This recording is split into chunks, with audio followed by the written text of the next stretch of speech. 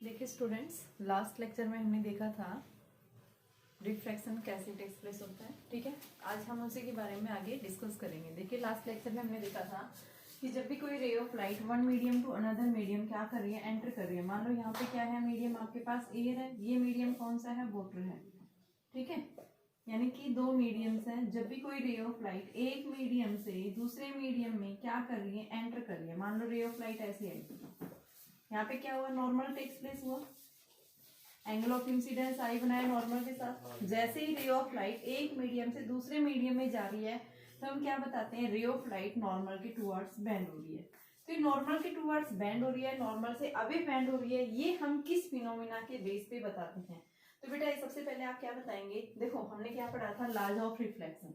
Laws of reflection तीन laws मैंने बताए थे। फर्स्ट लॉ हमने क्या पढ़ा था कि आपके पास में जब भी कोई रे ऑफ लाइट क्या कर रही है, one medium to another medium जा रही है, तो यानी कि frequency and phase of light remains unchange. क्या रहेंगे, ये हमेशा अनचेंज रहेंगे, कभी भी वैल्यू चेंज नहीं होती, हमेशा क्या रहेंगे, ये कांस्टेंट। बट आपके पास में वेवलेंथ है, स्पीड है, वो क्या हो जाती है, चेंज हो जाती है। फर्स्ट लॉ हमारे पास ये है कि जब भी रिफ्रैक्शन हो रहा है किसी भी लाइट का, एक मीडियम से दूसरे मीडियम में एंटर कर रही है, तो उस केस में हम क्या बताएंगे कि जो आपके पास में लाइट आ रही है उस लाइट की फ्रीक्वेंसी एंड दो फेस जो है वो रिमेन्स क्या रहते हैं, सेम रहते हैं। किसके ऊपर डिपेंड, यानी क्या चेंज हो जाएगा, वेवलेंथ और लाइट की स्पीड चेंज हो जाएगी। जैसे एक मीडियम से दूसरे मीडियम में जा रही है तो लाइट की स्पीड बढ़ जाती है या लाइट की स्पीड कम हो रही है। ठीक है, दूसरा हम क्या बताते हैं, फ्रीक्वेंसी और फेस क्यों नहीं चेंज होते हैं, क्योंकि फ्रीक्वेंसी और जो फेस है वो डिपेंड करते हैं सोर्स के ऊपर। ठीक है, कि लाइट जो आ रही है वो किस सोर्स से आ रही है, तो सोर्स के ऊपर डिपेंड करते हैं। तो कभी भी फ्रीक्वेंसी और फेस जो है उस लाइट के सोर्स का कभी भी चेंज नहीं होगा, रिमेन्स क्या रहेगा, ये अनचेंज रहेगा। सेकेंड में मैंने बताया था कि आपके पास में क्या है, incident ray, incident ray, normal रे एंड रिफ्रैक्टेड रे should be lie in the same plane, should be lie in same plane. ये हमारे पास में क्या था, सेकंड लॉ था। थर्ड लॉ जो आता है वो क्या है बेटा आपके पास में, कि जब भी कोई रे ऑफ लाइट क्या हो रही है, रिफ्लेक्शन हो रहा है, तो फर्स्ट मीडियम में, यानी कि रिफ्रैक्टिव इंडेक्स हमने न्यू क्या ले रखा है, 1। यहाँ पे क्या है, न्यू जो है हम क्या बता रहे हैं, वाटर है, वाटर के लिए 4/3, यानी आपके पास यहाँ पे जो है सेकंड है, न्यू के इक्वल ले लिया, यहाँ पे न्यू 1 जो है 1 के इक्वल। तो क्या कहते हैं, जब भी कोई रे ऑफ लाइट क्या हो रही है, वन मीडियम से अनदर मीडियम में जा रही है, तो आपके पास में जो है प्रोडक्ट जो रहेगा किसका, रिफ्रैक्टिव इंडेक्स का and the sine of angle of incidence in one medium will be equal to the refractive index and sine of angle of reflection in the another medium will always constant. और जब हम इसकी value put करते हैं, यानी sine I upon sine R हमारे पास में किसके इक्वल आता है, न्यू 2 बाई न्यू 1। तो इसका मतलब क्या है कि आपके पास में रेशो जो आ रहा है, angle of incidence to the angle of reflection, किसके साथ में, साइन के साथ में, किसके इक्वल आ रहा है बेटा, refractive index in the second medium with respect to the first medium. यानी इसको हम क्या लिख सकते हैं, न्यू 1, कि सेकंड मीडियम का रिफ्रैक्टिव इंडेक्स है फर्स्ट के रिस्पेक्ट में। तो इस लॉ को हम क्या बोलते हैं, स्नेल्स लॉ।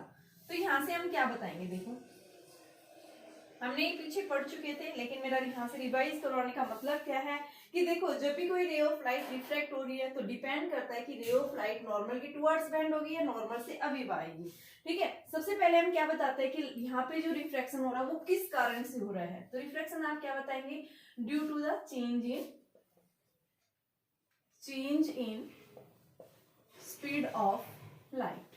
लाइट की स्पीड चेंज होने की वजह से क्या हो जाता है कि जो है रिफ्रैक्शन हो रहा है, क्योंकि इस मीडियम में है एयर में, एयर के अंदर हम क्या बताते हैं, लाइट की स्पीड सबसे ज्यादा होती है, और दूसरे मीडियम में जैसे रे ऑफ लाइट एंटर करती है तो उस मीडियम में लाइट की स्पीड क्या हो जाती है, डिक्रीज हो जाती है। सबसे ज्यादा रे ऑफ लाइट की जो स्पीड होती है कहाँ होती है, एयर के अंदर, और जहाँ पे लाइट की स्पीड जब मैक्सिमम होती है उस मीडियम को हम क्या बोलते हैं बेटा, रेयर मीडियम।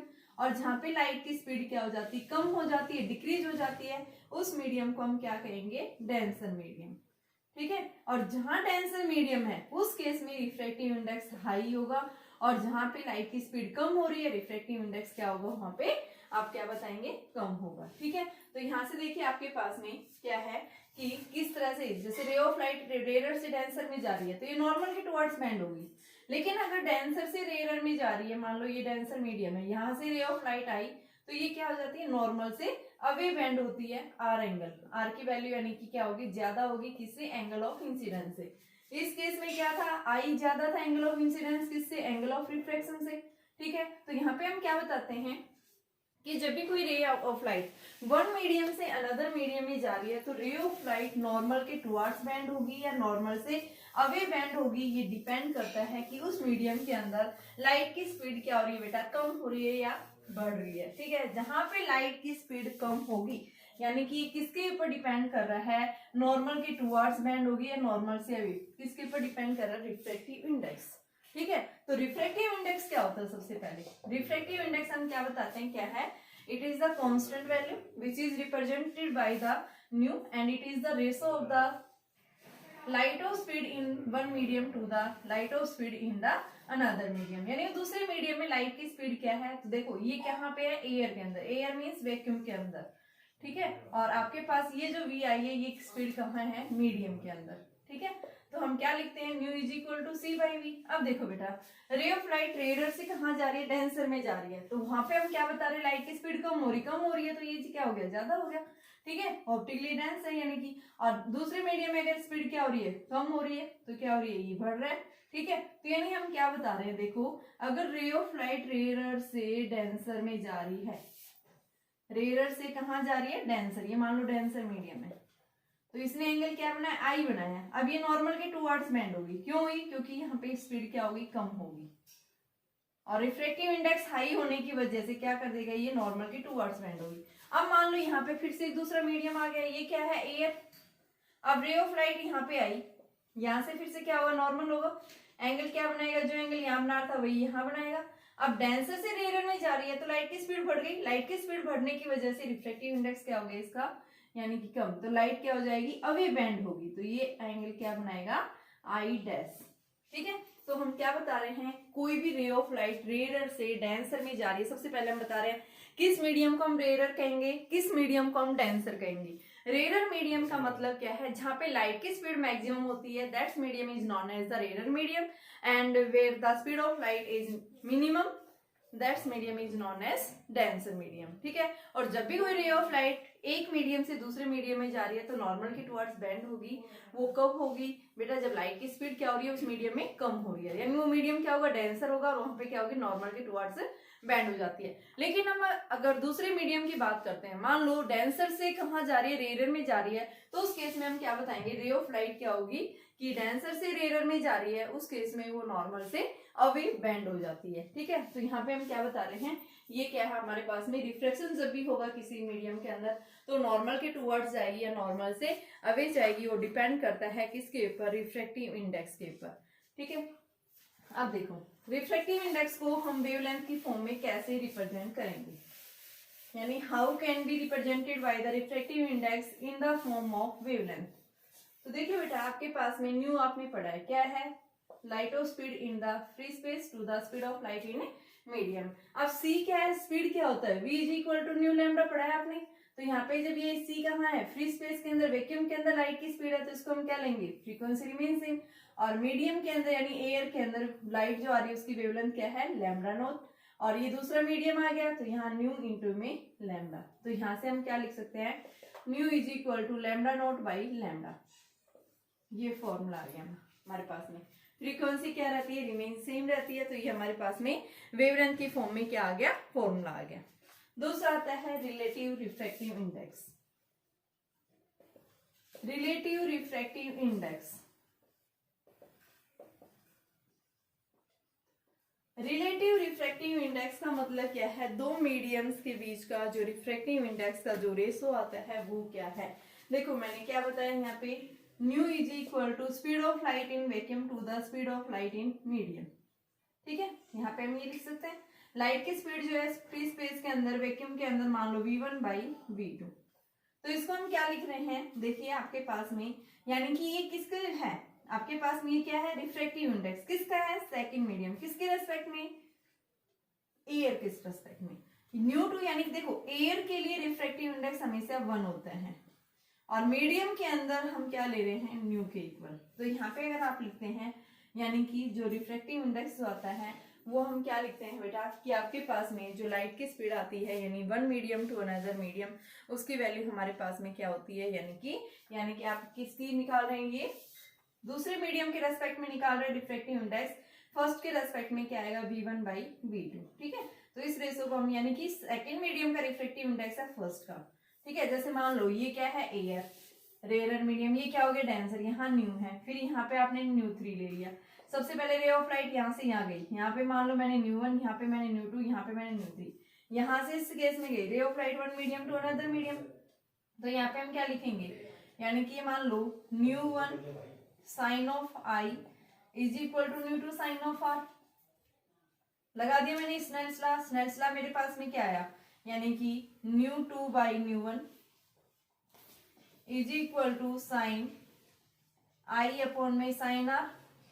इसको इक्वेशन नंबर फर्स्ट ले लिया। अब मैंने यहाँ पे स्नेल्स लॉ फिर से अप्लाई किया तो यहाँ पे मेरे पास क्या आ जाएगा यानी कि सेकंड केस में यहाँ पे जब हम स्नेल्स लॉ अप्लाई कर रहे हैं उस केस में हमारे पास जो फॉर्मूला आएगा वो क्या बन जाएगा, देखिए क्योंकि मैं क्या निकालना चाह रही हूँ relative refractive index, one medium के रेस्पेक्ट में सेकंड के रेस्पेक्ट में क्या है यानी वन मीडियम के अंदर रिफ्रैक्टिव इंडेक्स सेकंड के रेस्पेक्ट में क्या होगा। तो देखिए यहाँ पे आप अप्लाई कर रहे हैं तो बेटा क्या आ जाएगा ν2 sine of R is equal to ν3 sine of I dash.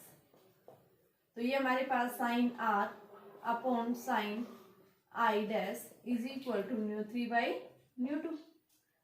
आप क्या करेंगे इक्वेशन फर्स्ट और सेकंड को मल्टीप्लाई करेंगे तो हमारे पास में देखो क्या आएगा, फॉर्मूला बनेगा एक मल्टीप्लाइंग 1 and 2।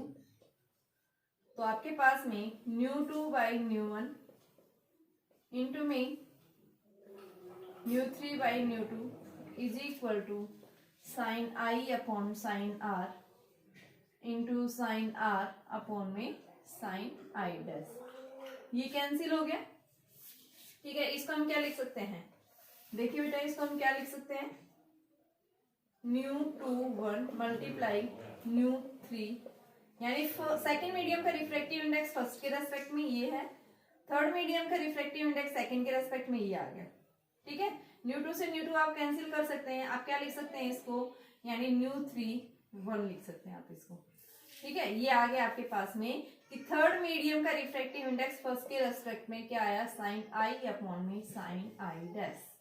इस तरह से जो वैल्यू निकालते हैं हम रिफ्रैक्टिव इंडेक्स, इस रिफ्रैक्टिव इंडेक्स को हम क्या बोलते हैं, क्या है ये आपके पास में रिलेटिव रिफ्रैक्टिव इंडेक्स। तो यानी रिलेटिव रिफ्रैक्टिव इंडेक्स का क्या मतलब क्या होता है कि आपके पास में एक मीडियम का रिफ्रैक्टिव इंडेक्स दूसरे के रेस्पेक्ट में क्या आ रहा है। जैसे फर्स्ट का सेकंड मीडियम का रिफ्रैक्टिव इंडेक्स निकाल रहे हैं किसके रेस्पेक्ट में, फर्स्ट के रेस्पेक्ट में, तो इन दोनों का जो रेशो आता है उस रेशो को हम क्या बोलते हैं रिलेटिव रिफ्रैक्टिव इंडेक्स। यानी कि सेकंड मीडियम के रेस्पेक्ट में फर्स्ट का रिफ्रैक्टिव इंडेक्स कितना चेंज हो रहा है, इस रेशो को हम क्या बोलेंगे रिलेटिव रिफ्रैक्टिव इंडेक्स। और बेटा रिफ्रैक्टिव इंडेक्स देखा आपने, ऊपर भी रिफ्रैक्टिव इंडेक्स नीचे यानी कि न्यू इज इक्वल टू आपने क्या पढ़ा है C/V है, ऊपर भी स्पीड है नीचे भी स्पीड है, तो क्या कोई यूनिट होगी इसकी, तो हम क्या बताएंगे इसके पास कोई यूनिट नहीं होती, नो एनी यूनिट, ना ही कोई इसके पास डायमेंशनल फॉर्मूला होता है, ना ही कोई इसकी यूनिट होती है। ये सिर्फ क्या है कांस्टेंट वैल्यू होती है। और ये कांस्टेंट वैल्यू किसके ऊपर डिपेंड कर रही है भाई, किस मीडियम के अंदर, यानी कि मीडियम का नेचर कैसा है। अलग अलग मीडियम्स के लिए रिफ्रैक्टिव इंडेक्स की वैल्यू डिफरेंट होती है। ठीक है, जहाँ पे हम क्या बता रहे हैं एयर के लिए 1 है, ग्लास के लिए हम क्या बताते हैं 1.5, वाटर के लिए हम कितना बताते हैं 4/3। यानी डिफरेंट मीडियम्स के लिए रिफ्रैक्टिव इंडेक्स की वैल्यू जो आती है बेटा वो सभी के लिए डिफरेंट वैल्यू आती है, डिपेंड करता है नेचर ऑफ मीडियम के ऊपर। दूसरा, उस मीडियम के अंदर लाइट की स्पीड जो है यानी कि वेवलेंथ क्या है उसके ऊपर डिपेंड करता है।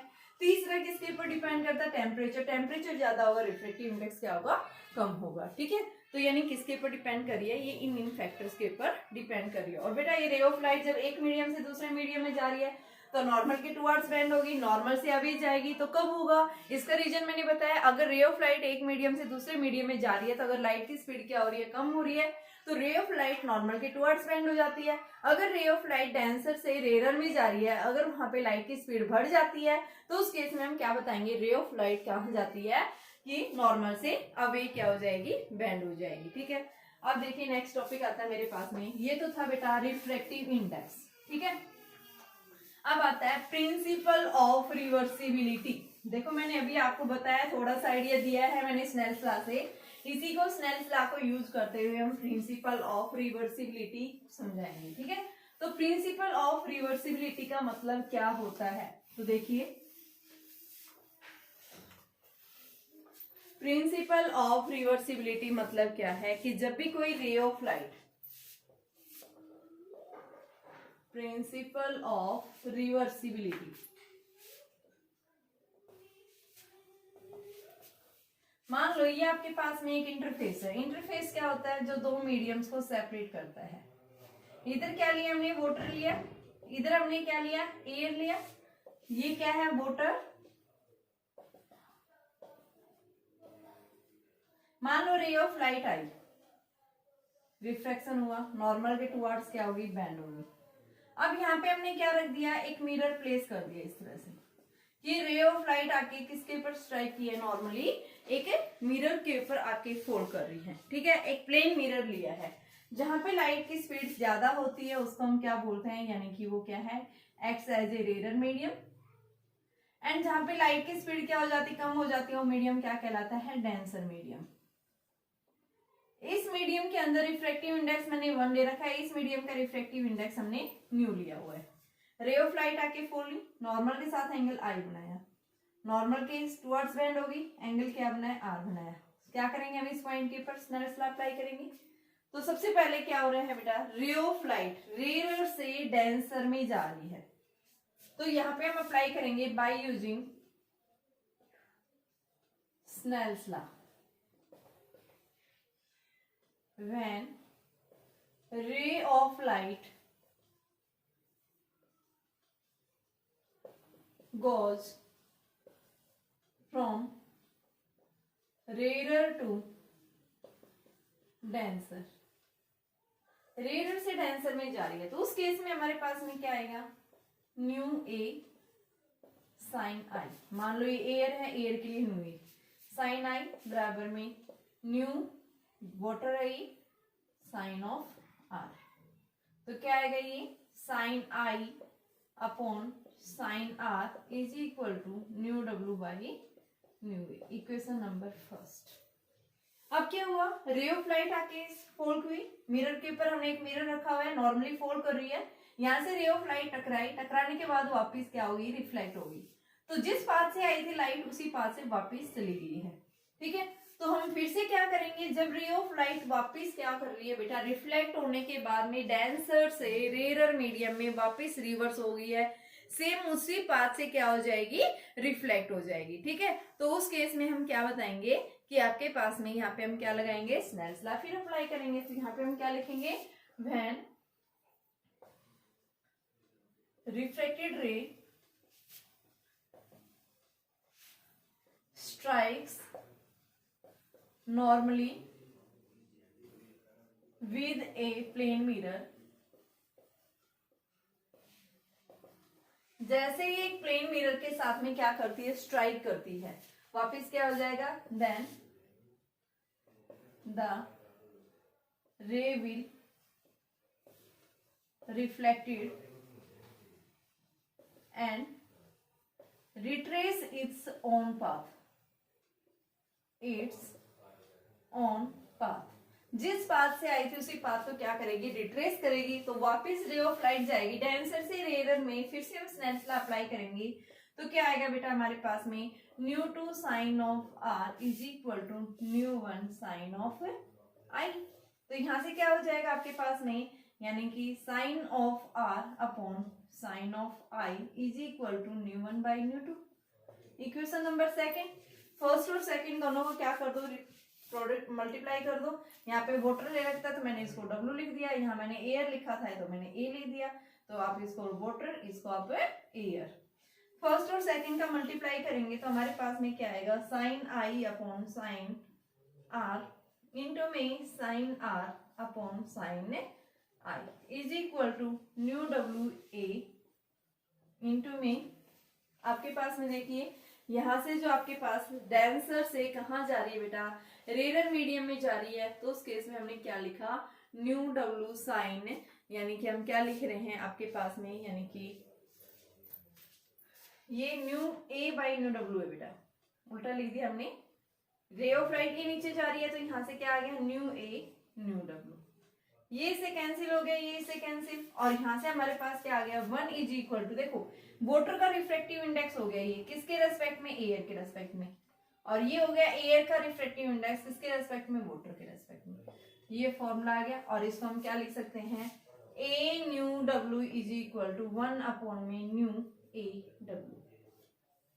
तो प्रिंसिपल ऑफ रिवर्सिबिलिटी के कारण जो है इनका रिफ्रेक्टिव इंडेक्स जो है क्या आ रहा है कि फर्स्ट मीडियम का रिफ्रेक्टिव इंडेक्स सेकंड के रेस्पेक्ट में क्या हो रहा है, यानी कि उल्टा आ रहा है, रेसिप्रोकल है एक दूसरे के, ठीक है।